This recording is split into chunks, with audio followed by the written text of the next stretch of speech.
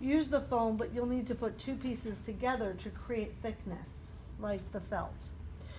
So what we would have done was sprayed her arm, okay? Because if she's going into play or practice, we want to spray the arm so it stays on nice and tight. And what we're going to do is we're going to create something that's called a buckle unload. Now, you've seen the regular unload, right, with the crisscross. You're now going to see what a buckle unload looks like. Now, just as versatile as the muscle unload is, the buckle unload is just as versatile. You can use this other places of the body, even though I haven't shown it to you. But if you understand what the point of it is, then you can pretty much put it anywhere. I tend to always go with that muscle unload first though, because all those overlapping strips get you more coverage than this. Okay, so I'll show you one other place where we use the buckle unload. So let's say I would have sprayed her already.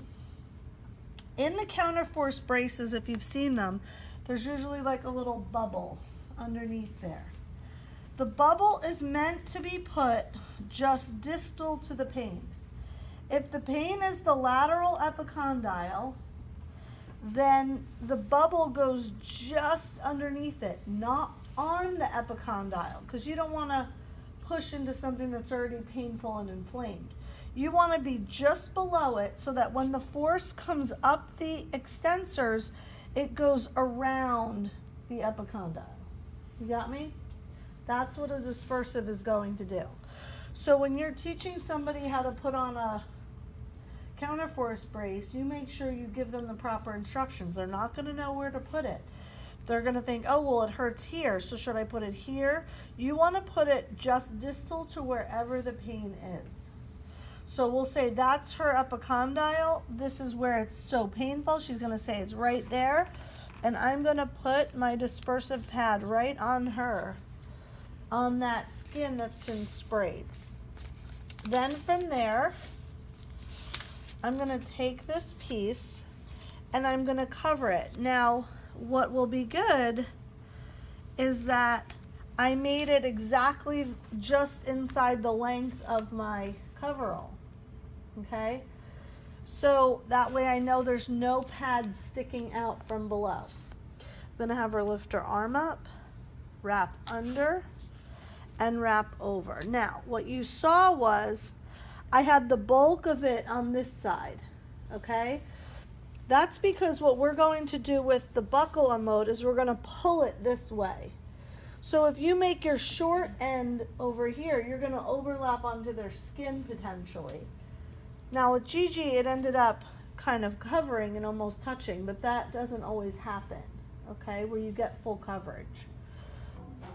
So then what we're going to do is let her just be right there. We're going to create a buckle here. We're going to start on the lateral side, and we're going to flap it over, and we're going to take the longer piece on the outside, the shorter piece on the inside. You see how I made two different lengths? So what we're going to do is we're going to join them now. We're going to come under one and under the other, and we're going to lift up like an unload. You know how I tell you to like lift and pinch? It's the same thing. Lift and pull, join them up. Do not release that tension. Look what my hand has to do. I have to go and give it a good pinch. Keep pulling. You see how I have not stopped pulling on the tension? Then I'm going to take it around and lay it down. Now we're going to overlap the bottom one. Flap it, top one, flap it. This is how you're going to join them, like this. This is the grip I need your hands to have. Okay, one under, one over. Pull, connect them, keep the tension. This hand wraps around. Keep the tension. You see what I'm doing? Pull it up and around. And lay it down. Is it always proximal to distal? Like one piece proximal and then you go distal? I don't think that that really matters. Yeah. I think it just matters that you've covered your felt padding, okay? So make sure that you've got one kind of on the top, and then the bottom one's gonna overlap enough that it stays within your coverall space to create what looks like a counterforce brace, okay? The bubble is underneath there. You've got tension pulling. When you put a counterforce brace on, there's gonna be a strap you have to pull. That's what we just did with the tape, okay? So this is a quick and easy thing. If there's no braces around, you don't carry them in stock, your client's gotta order it, they've gotta go play, and you can create a dispersive for them. Then what we will do, have her sit up.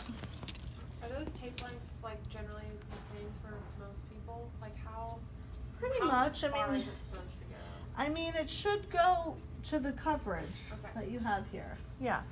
You should have a longer piece and a shorter piece, okay? Then from there, now we're lucky with Gigi, we've covered most of the space. So if there's a huge gap because of the size of the forearm, you might want to put one strip of pre-wrap around there because we're going to add light plast. But because I've got her pretty covered, I feel pretty good. She doesn't need it. Fingers long, kind of into me here, hold. That way she sort of sets her extensors, okay? So that I don't taper too tightly. And I've given room now for her to contract her own muscle. I'm gonna take this here, half on, half off, and I'm going up. Half on, half off. The only thing you don't do is you don't cross that joint. Then once she's there, I am good with my coverage. I know that is not coming off. And then I would finish her with a piece of Leukotape on the outside section, not on the inside, because if she rubs and she takes it off, okay? And then we're done. So it should look and feel like a brace. So All right? it's okay to not go half over on the upper end because you don't want it to cross the joint line? Yes, Okay, that's so right. that takes precedent. That's kind of like when we were in the knee.